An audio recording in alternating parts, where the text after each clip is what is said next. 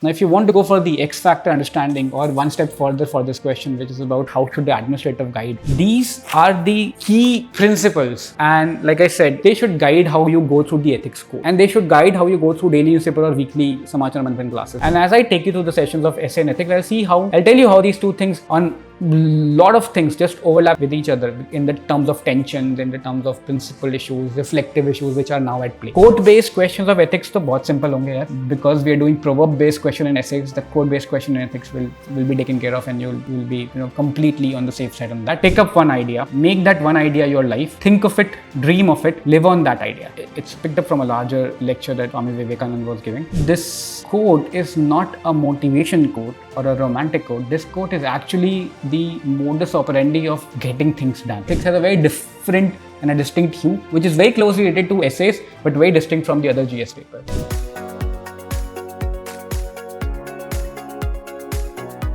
Hi, this video should be watched by definitely the guys who are going to write the exam in 2026, the ethics paper. But more importantly, for those who are going to appear for the civil service exams in 27 and 28. And I'm selectively picking up only 6 questions from the Smash Open Ethics paper that we just held last week. Because I want to drive home a fundamental point which you should understand while you're studying for ethics and while you're trying to understand the micro themes which are important in the UPSC mains. And what is the fundamental philosophical inquiry that they are trying to do. Okay? So 6 questions, and I'll show you how the same thing, same current goes through all of them. But आप देखोगे कि GS4, the ethics paper, primarily talks about things which cannot be audited. So it will contrast and bring in front of you questions wherein you have things which are audited, but service has to be much more than that. It has to be about things which cannot be audited. And in that gray area lies all the principles, all the frameworks, all the theories which thinkers have given and which have been put into practice, and then some of their loopholes or fall points. Okay, and this theme, things which can be audited, things which cannot be audited, is going to reverberate through standalone questions, quote-based questions, and even the case studies. So just to make this very interesting and very actionable for not just for 26 appearing mains candidates, but also for the 2027 and 28, what I'm trying to do is I'll pick up these questions, but before that I'll give you a flavor of what's about to come. So question 1 is all about moral responsibility as against to legal responsibility. So legal responsibility, तुमको पता है, articles and sanctions and what all is there. Question 1, which I'm going to discuss, is going to be about what should a civil servant do when legal responsibilities and moral responsibilities, they come into conflict. So I'll give you the answer, the framework to solve for this, but for the people who are going to appear for the exam and who are going to prepare next year, think of these one-liners and structures as you go through the daily news stuff, because then you will be able to feel it to your bones. और हिंदी में एक word होता है आत्मसात करना, तो तुम over the year इसको बिल्कुल आत्मसात कर जाओगे, and these things will come to you like on a drop of hat. Second question which I'll be discussing is around that rivers are usually worshipped in India as what Mother Ganga and all that jazz, but we still see them being very polluted. It's a very quintessential question on attitude and behavior ka gap. And the question will ask you, why is it still the case? What are the measures we have to bridge it? And if you understand this question in depth, in the reality, to its true tone, you will be able to answer questions, similar questions in ethics, which are around, hey, women are worshipped in the Vedas as deity, and yatra naryastu pujite tatha ramanti devata vagera vagera, but we see the deplorable conditions. Why is there a gap between attitude and behavior? Then cows, they're revered, but then why do we see their conditions deteriorating as a stray, eating plastic, etc. Then Swachh Bharat, you have clean homes, but you have filthy streets. Why is there a dichotomy between public and private life? Then Guru is revered by, innumerable shlok in the Ved, but what's the teacher ki halat rakhi hai? What kind of teachers are we picking up, etc., etc. Constitution or any other text which is regarded as sacred and sacrosanct, but how is it being put to place? Elders, you will see all the place where there's a reverence given to those entities, but in practice that reverence is not really followed up. Okay, तो तुम देखोगे कि what can be audited and what cannot be audited. The reverence is performed here, but the stewardship, which is the execution, that the practice of that, is missing, and you can't audit it properly. Okay, then we'll take up a quote from Vivekananda, we'll take up a quote from Guru Nanak, and we'll see what they have to say about truth, truthfulness, how to live an idea through and through, and how that is relevant to your career and your in your service. Then we'll talk about service leadership, which is basically about how do you juxtapose authoritarianism or authoritative order versus order of service. How do these two things go hand in hand? And we'll look at it from a specific lens of a senior officer. Take a senior officer is somewhere in the below the political executive and above the subordinate, above, as you will be joining the service, above the entry ones. And we'll see इसको क्या issues आते हैं, ये कैसे solve होते हैं. ठीक है, सर्विस कैसे ऑडिट करते हो आप यहाँ पे, अथॉरिटी तो बहुत क्लीन एंड सिंपल है. ठीक है, and then morality is a theme, constitution morality is a theme which keeps coming back in ethics again and again. And we know the legal part of it.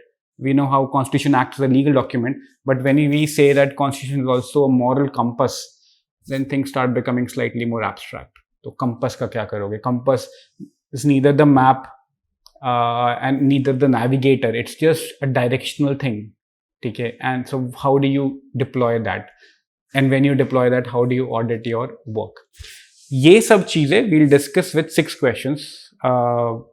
This video will have it in description, I guess, the model answers. You can download the full model answers. I will not bore you with the details of things, but what you're seeing here are frameworks and diagrams which you have to draw in your ethics paper. So 26 Janta, you already would know what you have to do. 2027 and 28 Janta, while you're getting up to the grabs with the practice and the theory, understand that this is how you need to present your answers to get the maximum marks. तो पहला सवाल, without wasting any time, सवाल is, what do you understand by moral responsibility? How is it different from legal responsibility? And discuss what a civil servant should do when a legal responsibility and moral responsibility come into conflict. And understand that I also teach essays, so I'm coming from the perspective of tensions which are in the system, and therefore I'm taking a lot of help with framework. So in the essay classes, I teach you the task framework. Over here, I'll mostly talk in terms of framework because words we can fill in to extend the sentences, but we must draw the right kind of diagram so that you put things into the right perspective. अब moral और legal responsibility का game है, ठीक है. To put very simple, moral responsibilities are something which a civil servant की conscience बताती है that there's a he foresees a harm which can happen, which is beyond what the law compels him to do. ठीक है, so where the law's boundary ends, you followed the law and everything is good and fine. That law boundary ends, and now your moral compass and now your moral responsibility begins, and that starts coming into play. So without wasting any word in this question, you have to clearly distinguish, give a description of moral responsibility, but also patch up how does it compare, neck to neck with the legal responsibility. And then the question, iski demand बहुत ही explicit है सवाल की. So the question directly asks you to divide or distinguish between, or put a difference between legal and moral responsibilities. Now, generally in the model answers, we give you a whole set of points, and the idea is that, let's say if we give you 8 to 11 points, even if you remember 5 or 7, you're good. What I'm trying to do in my classes and in the Smash Essay and Ethics course, which I'm going to launch for the 27 and 28 Janta, I'll try as much to make you uncomfortable and give you a lot of frameworks. Everything that you do on the paper will be anyway watered, or kind of a downstream of these very rigorous frameworks. So when we compare legal and moral, we have to compare them on these axes: origin, trigger, boundary, transferability. Okay, within these you can have smaller dimension, but largely these are the fundas. There could be a remedy wala section also, but I've given that in the notes. Idhar ye important hai. For legal, the origin are in the statutes and rules and contract. It's very simple. For moral, put it out there कि conscience है और shared values है. ये बहुत important है, shared values वाला part. Trigger, for legal, it's a breach of rule. ठीक है, I'm not always going on and looking for is there a trigger or not. If there's a breach of rule, I'll get to know, and that's when my legal conscience will make me take a notice, and I'll do what is written in the code of conduct or in those statutes. Moral ka trigger is forcibility of harm. And because the trigger is forcibility of harm, this is a subjective trigger. Meaning you and I, if we're officers, we'll have different trigger points. We'll have different biases, which will trigger our pointers. Okay? Then the boundaries of legal remedies or legal responsibilities are pretty much codified and pretty much finite. If you're a good officer, you'll act within your legal compliances, and once your act is done, you're good to go. Whereas the boundary for moral responsibilities are pretty much open-ended, because you started something, you feel a certain way for a particular cause, you feel for a widow who's not able to get her dues, you feel for someone whose name is struck off from the ration card. So now you think that these laws and these rules, if I apply very mechanically, they're going to land up this person in trouble, and let me try to avoid that. That's where the boundary condition for that moral responsibility is still open-ended. Samajh rahe ho? These things cannot be audited. And so this is where your subjectivity comes in, which is where both the good and bad parts of a service guy can come in, and you have to have a caution on that. Then you have transferability, which basically means that because a certain rule is codified and is by the books, I can delegate it upwards. But for moral responsibility issues, there is no transferability. And this is a very important chapter. The buck stops at you. Now, just to put legal and moral frames in reference, and trust me, these things are going to help you do your case studies better. The more you're thorough with these theories and these contrasting principles and the dimensions across which they contrast and at what level, the better you will be able to flesh out your case studies. We won't discuss them in this video, but in class, we'll take them up. So moral, this is, let's say it's a 4-grid matrix, and these kind of grids will keep appearing again and again in my class. So morally right, morally wrong, legally right, legally wrong. If you're solid on both moral and legal grounds, no conflict. And 90% of the files in bureaucracy will fall on this zone. If you are solid on moral grounds, so ye or ye zone is simple. This diagonal is pretty much simple. Okay. If you're not sound legally, not sound morally, then you're plain fraud.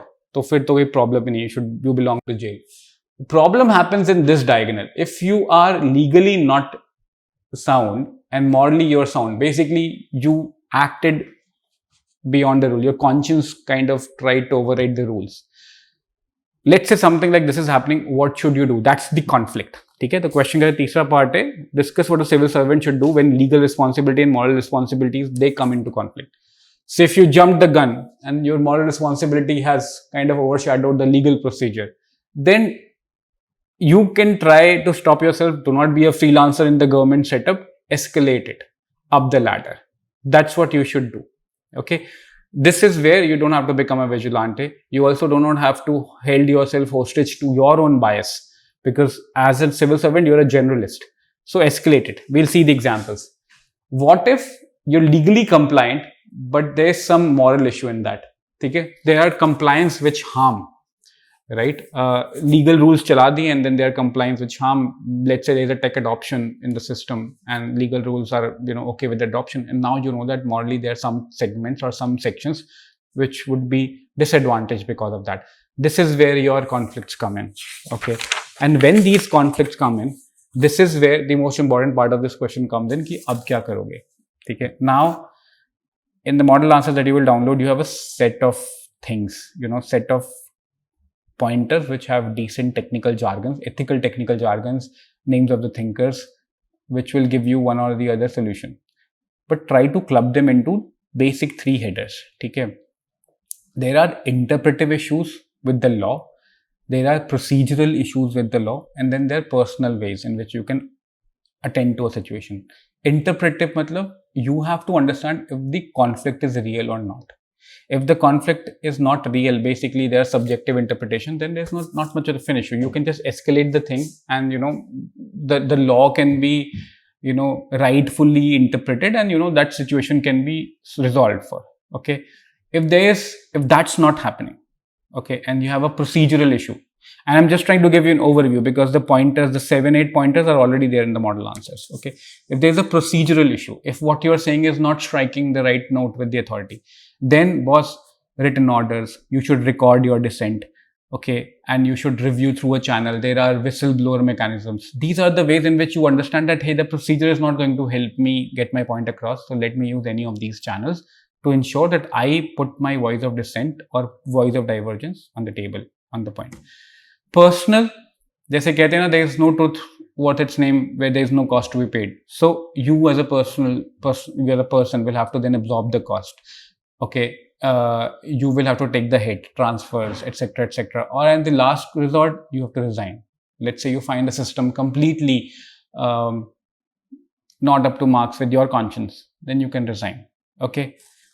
When you do these few things, when you do these 3 blocks of headers, which is interpretive, procedural, and personal, मान के चलना सबसे ऊपर आएगा your constitution morality. As a bureaucrat, you're supposed to be guided by constitution morality. Second, to be practical, you will have to see this situation that you're in front, is it a reversible or an irreversible situation? If it's an irreversible situation, then you have to go with your final stand. If it's a reversible situation, let's say a bad tender gets given, you think that the tender has gone to dishonest, knave people, fine, it can be reversed. You can mark your dissent. You don't have to go to the full extreme of paying a huge personal cost. So these are the calibrations.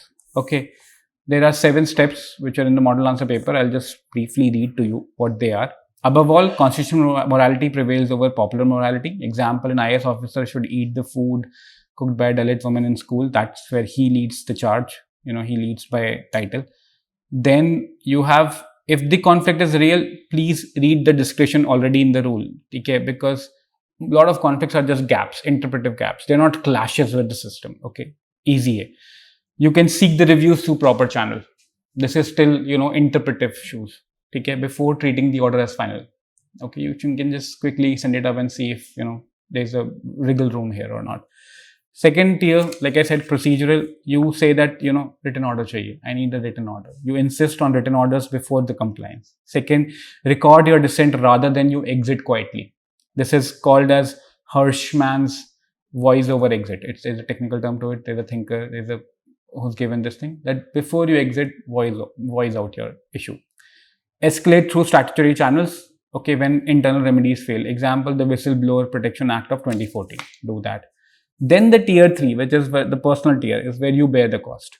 Accept the proportionate personal cost as the price of the integrity. Just like you have so many examples of, so many civil servants who Magazine award winners like Sanjeev Chaturvedi, who's paid the cost, gone for transfer, not given a posting, but that's the price he chose to pay because of the conscience he had, the moral responsibility he felt he had as an officer.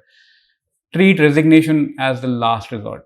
Okay, when complicity is the only alternative left, then Bernard Williams says that a highly integral officer will resign. That's the main part, the crux of questions like these. Okay, now above and beyond that, understand that conscience is never self-certifying. Okay? Your personal conviction on a bad case could mask your bias or vanity. Be wary of that. Okay, and if you routinely keep defying administrative orders because it doesn't strike a chord with you, then the whole system will descend into arbitrariness. ठीक है, तो उसका ध्यान बहुत रखने का है. Okay, that's one question. Second question, which I've told you, is about rivers and why rivers are worshipped as mothers in India and yet they remain among the most polluted in the world. Why is there this gap between professed values and actual behavior? Suggest measures to bridge it. To cut the long story short, this is the classic case of ritual purity, which we call Shuddhata, and India mein purity is a very high kind of platform given, versus physical cleanliness, or if you take the same thing in the parlance of women and elderly care, versus actual stewardship. Stewardship matlab actually making sure your skin is in the game. That is called safai in this case. So Shuddhata versus safai ka gap hai. And there's a very famous theory by Lord Dumont which says this is a purity pollution distinction.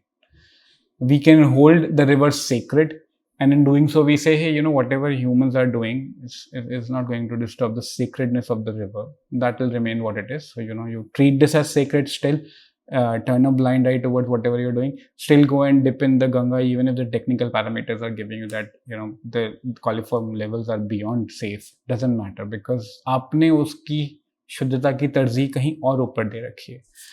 Okay, so the tension or the thing that you have to navigate here is reverence versus stewardship. And the diagram that you need to take control of is this. Reverence mostly, by and large, is near universal. But there are failures, especially 3 big failures, because of which the stewardship is gone. Okay, and the 3 big failures, one is the cognitive failure. Cognitive failure का मतलब होता है the DT here is river, the water is not. So अब गंगा आपकी माँ है, but you have removed the actual water, the drainage from that. Therefore, the tanneries and Kanpur की ये सब चीजें will quietly pollute the water. Everything else will do, but you'll still hold sacred. So now you have a cognitive dissonance. Very quickly, cognitive dissonance कैसे solve करोगे? Someone, either a bureaucrat or a socially significant person, will have to reframe your cognitive load here. So your theological reframing will happen in this case, where you treat river as a goddess. There have been cases in Sichewal and Kaliben where I think there's a rivulet or a small river body which is Nanak's, which is related to Guru Nanak, and there's some saint, and I'm forgetting the name. He's responsible for cleaning a large tract of that river, and he led that he walked the talk, and he just went down and said, "मैं से साफ कर रहा हूँ. If this is what river is, then इसका एक part sacred है, and we have to clean it out." So theologically he reframed the whole base. Second is psychological failures. We'll give you the points of the mini point that you have to write in the answers. Second is psychological failures, right? So there are no visibly owned norms. Okay, and also when you revere a goddess, you kind of get a moral licensing. So you shift the blame to either other authorities, or you shift the blame among other people, or you think you have a license now to do some kind of damage. Okay, that's a psychological failure. Basically, you've given yourself some entitlement or a ticket or a wild card, so as to say. Third is structural failures, wherein there is no sewer, there is no authority attributed to that thing, or if there is an authority, the power to enforce damage or the power to prevent damage is not there yet, or is not at the highest level capacity, and therefore that is the reason why river water bodies are still in pollution. Okay, these are pretty simple examples, but this diagram is very important, and because of all these things, there is a failure of stewardship. Okay, now how do you solve for these? The measures to solve for these problems are inherent in the issues that we have. So for the cognitive failures, okay, you can make,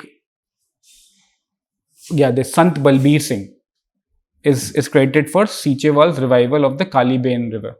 Okay, so basically religious leadership can help you restructure that cognitive issue. Okay, then how do you let go of the cognitive issue? In front of the river body, make boards which tell you the pollution level in that river. Just the same way we do for the AQI things. For each of the different pockets of areas, you have the AQI index flashing in front on the main road. Do the same thing in front of the river bodies. That will give you, a stark reality ka check. Third, while you're schooling kids, make Article 51 AAG as a civic habit. Okay, so coach these young minds into treating these things as a civic duty, not rather than a religious performative duty. Against level 2, which is the psychological thing, one way to go past that is institutionalized community custodianship.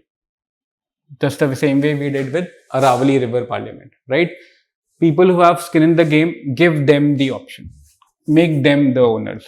Okay, so then they will have enough PR done within them, they will have enough activity done so that psychological ownership issues do not happen. Psychological ownership mein pata kya hota hai? Reverence sits only in the affective component. It never reaches the behavioral. There is a huge attitude to behavior gap, which is why psychological issues happen. Attitude never converts to behavior. You understand it logically, but it's not helping you get to the right behavior. Then there is a moral licensing issue which happens in the psychological thing, which is where visible devotion, like I said, will kind of give you, as if like you get carbon credits for now polluting the river. So you will immerse the idol in water up panni फेंक दोगे after you're done with the puja and all that, and then moral disengagement हो जाता है. You've done your job and now everything else falls into the realms of municipality. Okay, so then you redesign. क्या करोगे psychological issues में? You redesign the rituals towards biodegradable practice without curbing faith, because as a servant you have to tread this fine line between faith versus environment.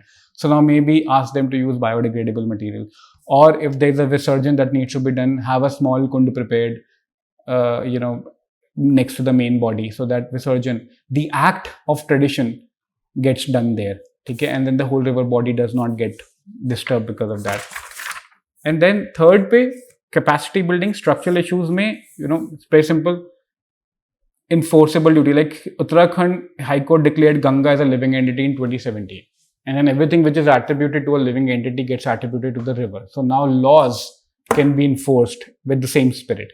Then you have graded environmental compensation on untreated discharge. You have NGT acting in different ways. Okay, sewers, other incentives, other actually structural things need to be built in place.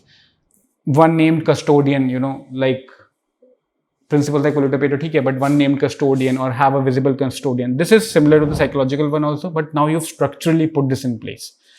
This question on river Ganga, or questions on very specific Indian things which are revered, but the reverence doesn't necessarily follow into the stewardship. This is the model to go with. Cognitive failure, psychological failure, structural failure. Okay.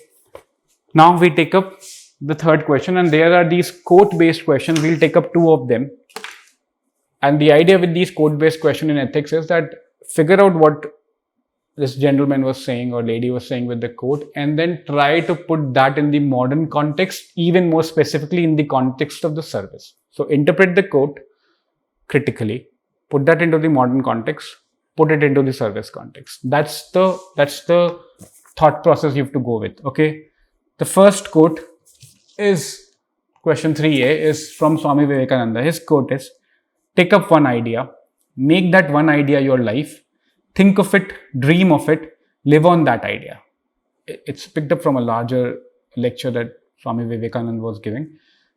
And this quote is not a motivation quote or a romantic quote. This quote is actually the modus operandi of getting things done, or being a certain way in life, if you feel it's right. Okay, so your diagram, and you have to give a diagram, has to not just have these three components, but also have to have a recursive loop where you keep revisiting the validity of that idea.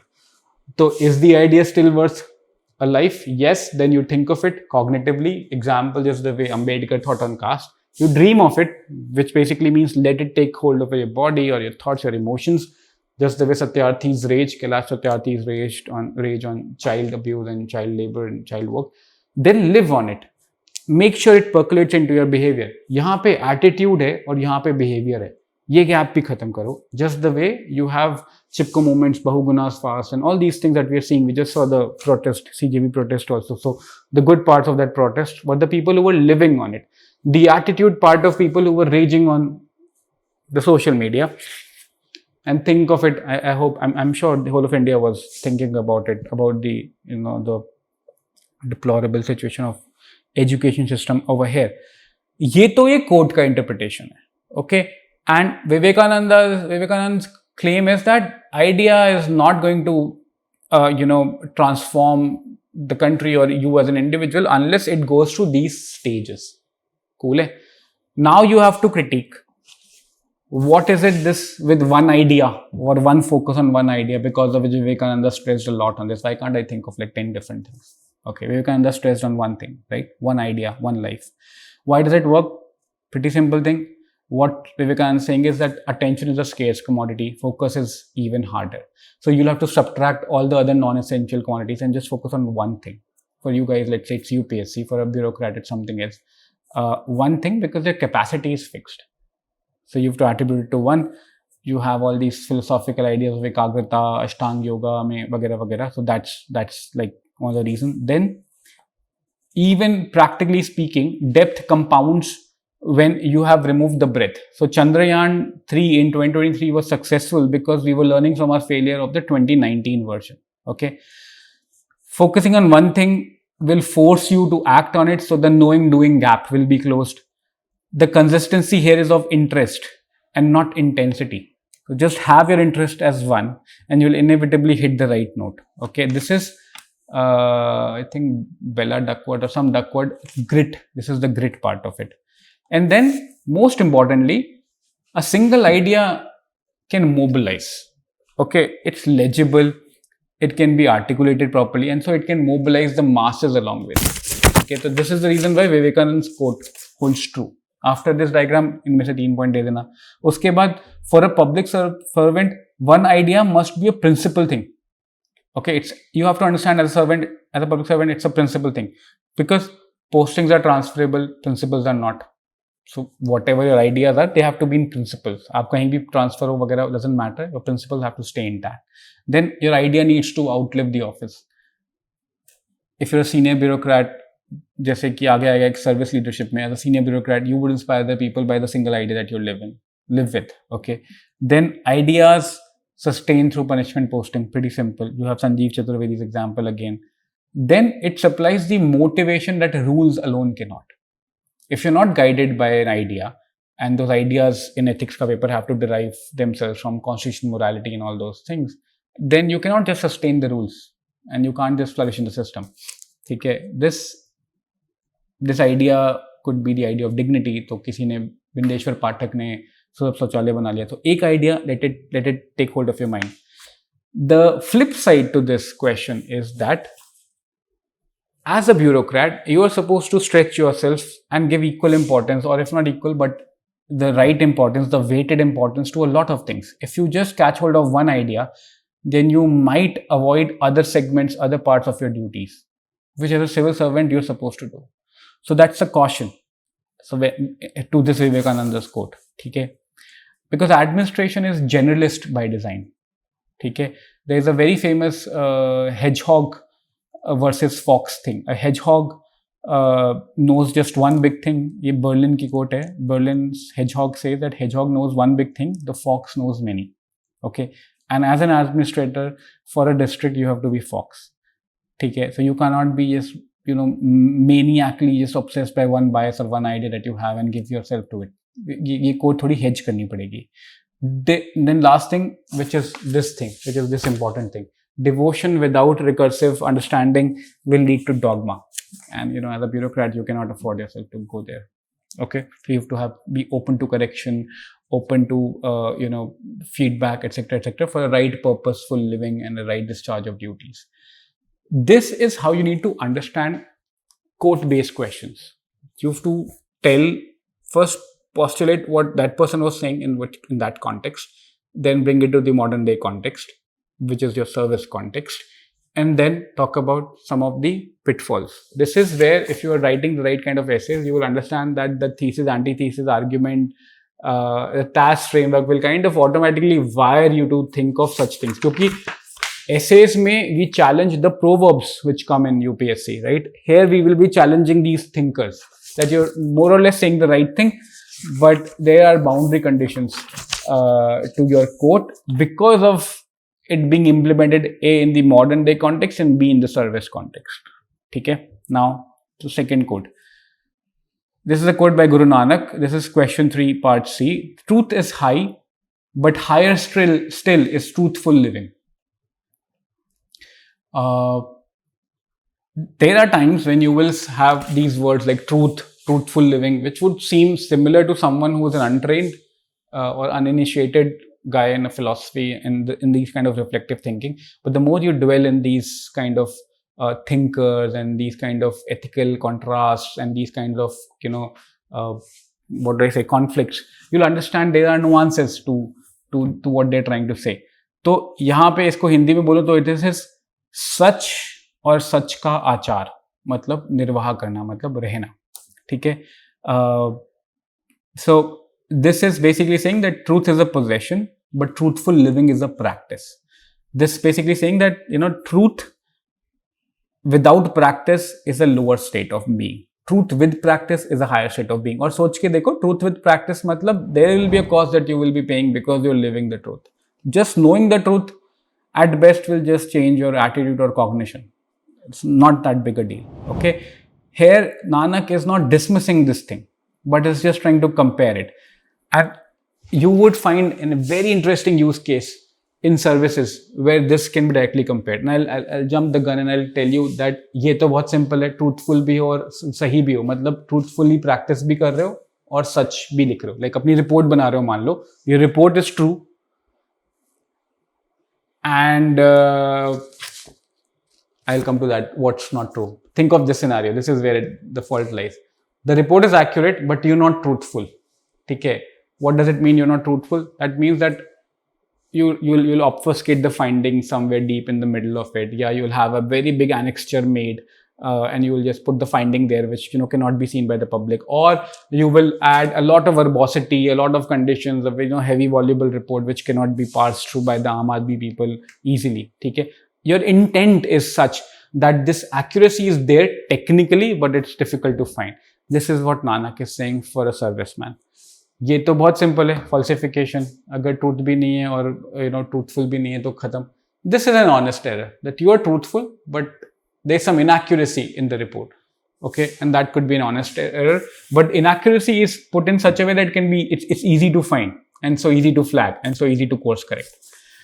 This is what Guru Nanak quote infers for the modern day servant. Now, why truthful living ranks above the truth? Because truth possessed obviously changes nothing unless it's acted. There's a knowing doing gap. Second, accuracy is compatibility. It's kind of compatible with deception, right? So you can be accurate and like I said, your honesty of record can be there, but that doesn't mean that the person is an honest person. We just show that. Virtue lies in being good, not in appearing good. Again, the knowing doing thing, but do not performatively be a good person. Make sure that when you know the thing through and through, you make conditions, you facilitate conditions so that the truth can percolate through you, from your report, from your acts down to the society, and that is what truthful living is. Okay. So this is Nanak's thing. Truth acquires meaning only when it's upheld at a cost. This is very, very, very classic example. If this is Socrates accepting the hemlock, the poison. Okay.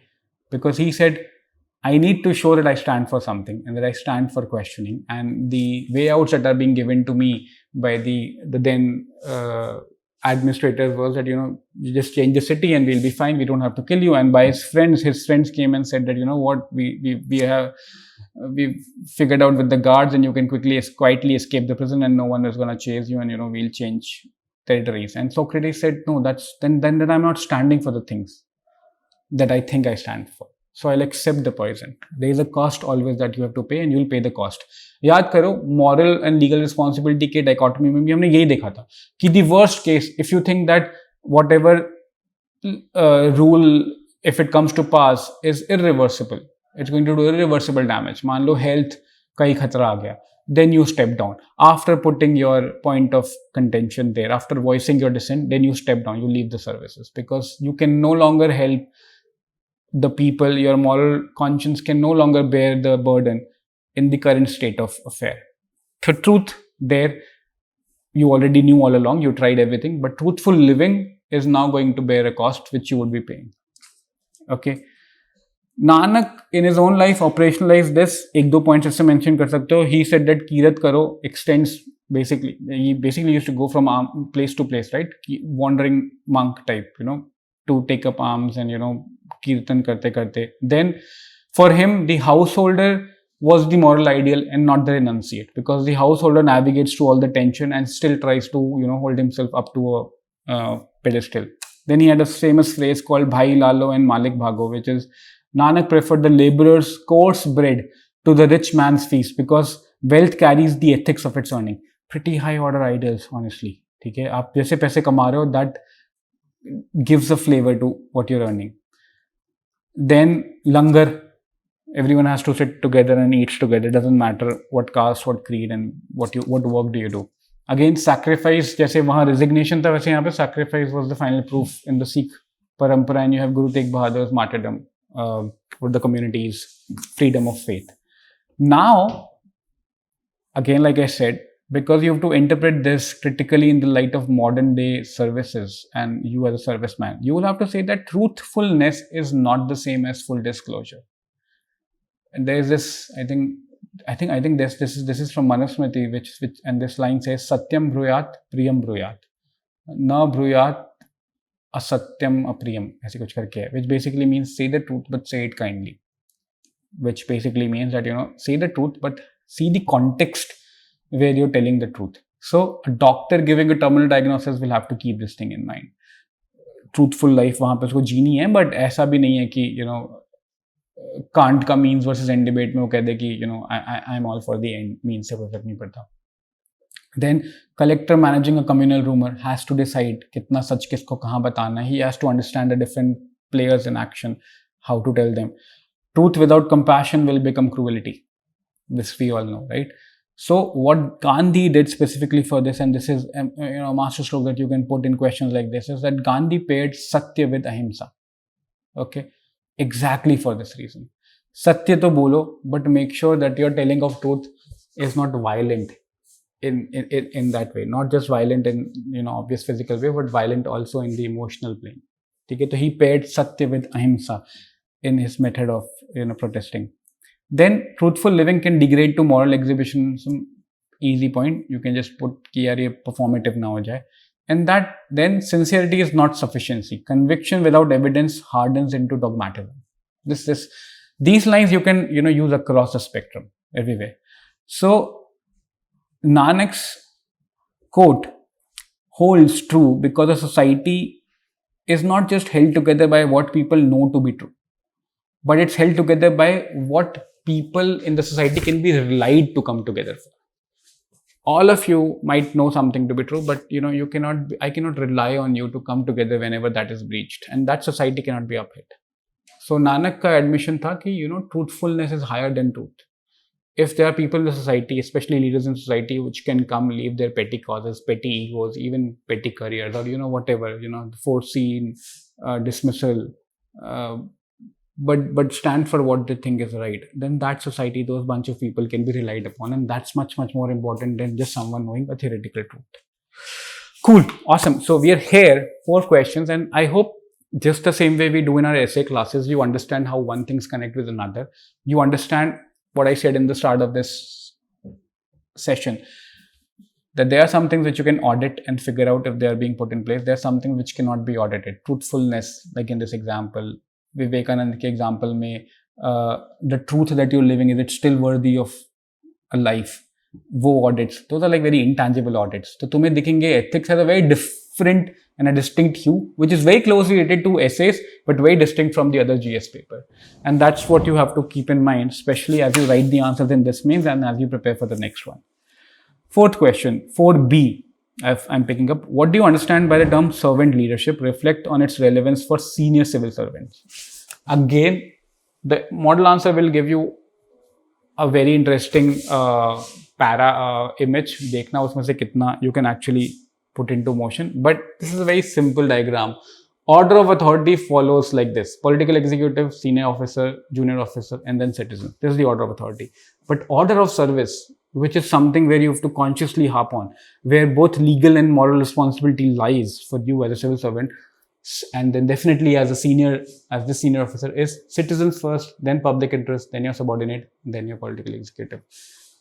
अब यहाँ पे ना, the term servant leadership was coined by this guy called Robert Greenleaf, 1970s. And it is easy to fall into the trap that the servant leadership is all about being nice and kind and empathetic. No, that is for every leadership. The servant leadership is to understand that you do not act as a proprietor in the government. You act as a part of that, as if this is a trust and you're a trustee. So your attitude has to be like not that of a proprietor, but that as of a servant who's acting for a trust. Okay. Even if you do get authority, which you will as a public servant, that authority is accepted as a consequence of service and not as a license. Ye lines and ye distinguishing points बहुत important है for you to put in. And then there are a host of defining features. Service precedes authority. authority is held as stewardship and not a possession, proprietorship wala funda. Then Greenleaf, the guy who coined this term, his best test is outcome based. That those who we serve, including our subordinates, do they grow healthier, wiser, freer, more autonomous, or do they become more dependent on you? If they're becoming more dependent on you, then it's not servant leadership, it's authoritative leadership, okay, or proprietary leadership rather than, I would say. Then you listen before deciding, which is kind of a democratic value as well. Success is measured by what continues after the leader leaves. Because this question is especially for the senior leaders, senior civil servants. So success is what happens after you've left the office. If when you leave the office, the system fails, then you were authoritative in your regime. However good you were, you still did not ensure the continuity of that, I won't say vibe, but continuity of that, those modus operandi or the flavor of the day. Actually put in some technical word, even flavor of the day is not the right word. Then the least advantaged are obviously have to be in the center of all the allocation. Ye to regardless of senior leadership, koi bhi in a public service, you have to first take care of the least disadvantaged. This is that Rawls difference principle. And then it has to be rooted in Indian statecraft, Ram Rajya, Falana Tikana, ye sab cheezein. Okay, now the most important point in this question is that how is servant leadership important for the senior civil servants? Uske 4 important points hain. You'll get a lot of points in the model answer, but 4 are worth always remembering. 1, relevance for civil servants who are senior is that blame is absorbed upwards and credit is passed on downwards. And you see this happening not just in civil services, but also in any public sector company or any enterprise, right? Satish Dhawan publicly owned the SLV3 failure in 1979 and he handed the next year success to his team. ये बहुत simple leadership का point है, इसको use कर लेना. Then model ownership is modelled for the whole institution when a senior leader takes that thing. जैसे Lal Bahadur Shastri resigning after the railway incident. So when a senior leader does something like that, then the juniors also learn from that. Okay. Then culture matters more than any single officer. Clean and simple. You have army officers eating only after their men. Then successes are grown, not dependent. So mentoring junior officers into decision making secures continuity beyond one's tenure, which is how you should measure a senior leader's efficacy or a true efficacy. Okay. You will mention all these points and then just as a counter or just as a flag, you will say that, but proprietorship is built into the structural issue of bureaucracy. We see these VIP culture, transfer protocols, transfers as punishment, वगैरह वगैरह. So we have to guard against that. तभी senior बंदा ये सब चीजें कर पाएगा. Okay, and then talk about social audits, talk about mission Karmayogi, all the other things which are guarding against these proprietorship के variables. And that is when your answer will become holistic. Okay. This is it. This is the question. Servant leadership is basically not about being nice and soft and empathetic only. That's the last point. It's about treating this as a trustee and not as a proprietor. Cool. The last question of this session from the Smash Mains Open Ethics paper. And 27 ke log comment karna if this makes sense to you, if you like this kind of exposes, because that's the only way you make yourself mains ready while you're preparing. And 27 people, you don't have much time, right? The next 3 months devote to mains. December onwards or Jan onwards, you devote to prelims, and then we come meet again after prelims. Question 5b is about, for a public servant, the constitution is not merely a legal document, but a moral compass. Discuss how constitution values should guide administrative decision making. Simple. Even before I start, simple hai na? Constitution is not just a legal document, but a moral compass. Compass के साथ problem ये है कि compass will not tell you where you are. Compass will only guide you where the north is. Compass is not even going to tell you where your destination is. So it's just a directional guide. And that therein brings a lot of subjectivity. Therein brings a lot of things which cannot be audited, which you as a bureaucrat will have to be responsible for, maybe pay the price, but nonetheless, that's the moral, meter that you need to build. So the quotation is not just a general tribute to Constitution. It claims about its discretion. Rules can easily help you dispose of the easy cases. This kind of moral compass will help you govern whatever is left, whatever is the residue, whatever is not yet covered by the rules. That is where your moral compass ka anchor comes in.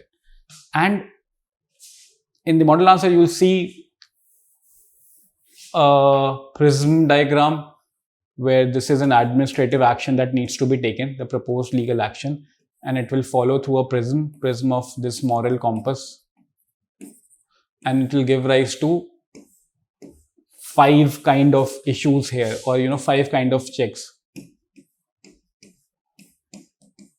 One would be the legal. You can check the legality of that moral or whatever that rule. Then is non-arbitrariness. Then it's the fair procedure, the fairness of the procedure. Then is proportionality, and then it is the dignity. Okay. इनमें से the reason why you can avoid the prism thing is because if any of these things fails, then you're failing the constitution. For the constitution to be upheld, you have to hold both the legal and the moral things. Also in this question, and this is something you will learn as you gain more maturity, the question says for a public servant, the constitution is not merely a legal document. That means you will also have to give me a laundry list of the legal issue, the legal document part of the constitution, which are sources of power, limits on power, distribution of function, procedural protection for the servant, civil servant, enforceable remedies for the citizens. You'll get all these in the model answers. But do not forget to put this on the paper because that's an implicit demand. Okay. Now you know that a compass has just one needle, it has to just point towards north. Constitution has a lot of needles. Sometimes those needles, they argue against each other. They say liberty will go against public order. Equality will go against affirmative preference.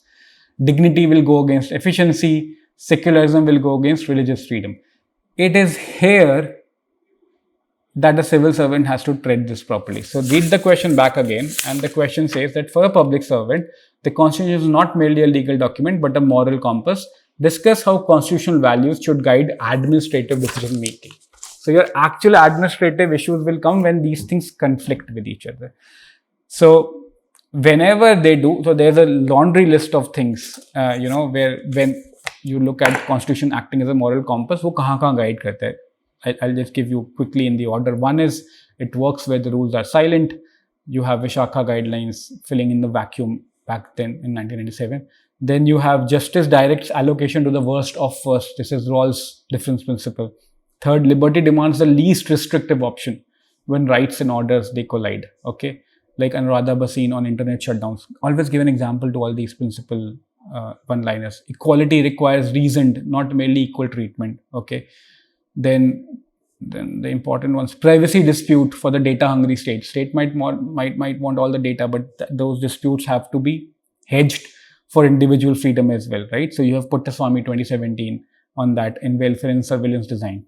These are simple, and this is where the moral compass part of constitution, it holds the design, okay, and it gives you the right direction.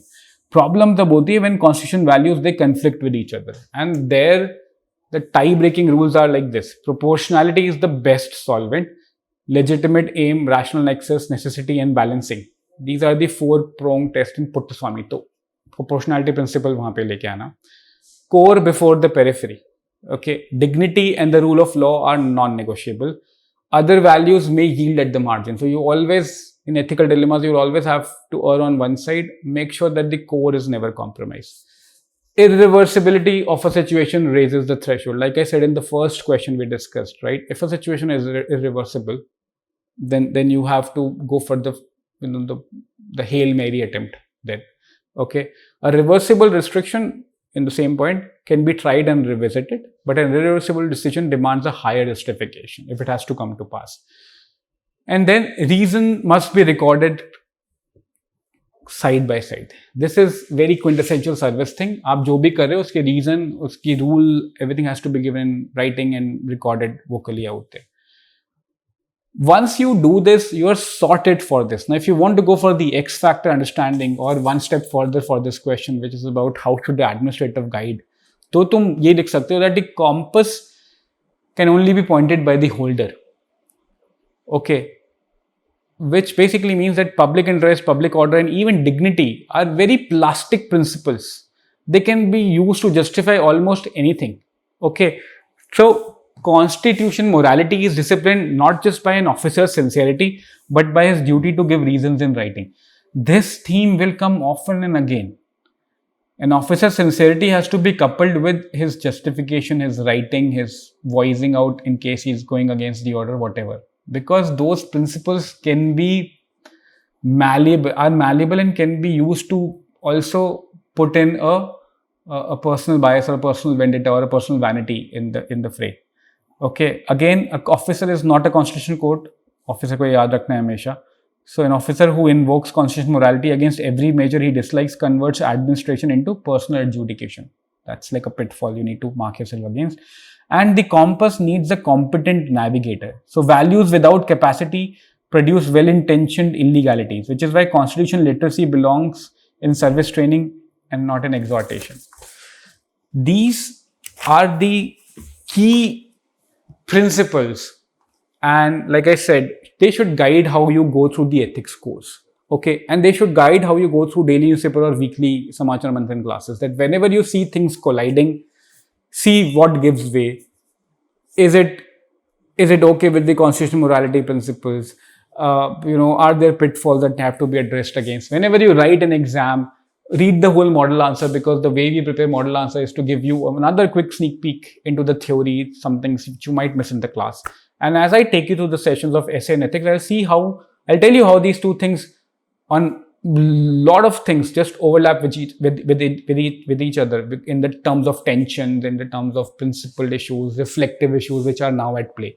Quote-based questions of ethics तो बहुत simple होंगे यार, because we are doing proverb-based question in ethics. The quote-based question in ethics will be taken care of, and you'll be completely on the safe side on that.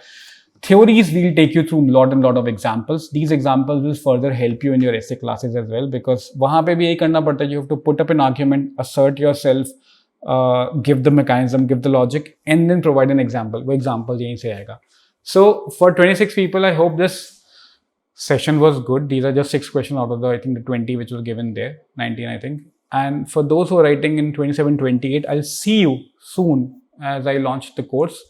Students of UAP and SMASH, you will automatically get access to these courses, the SMASH Essay in Ethics. And this time, me, Trupti ma'am and Shikhar sir will start much earlier, so that you get this maturity on the table right after you clear prelims and you start writing the exams on a very high momentum. I'll see you around. Thank you for watching this, and do share with your friends. Take care.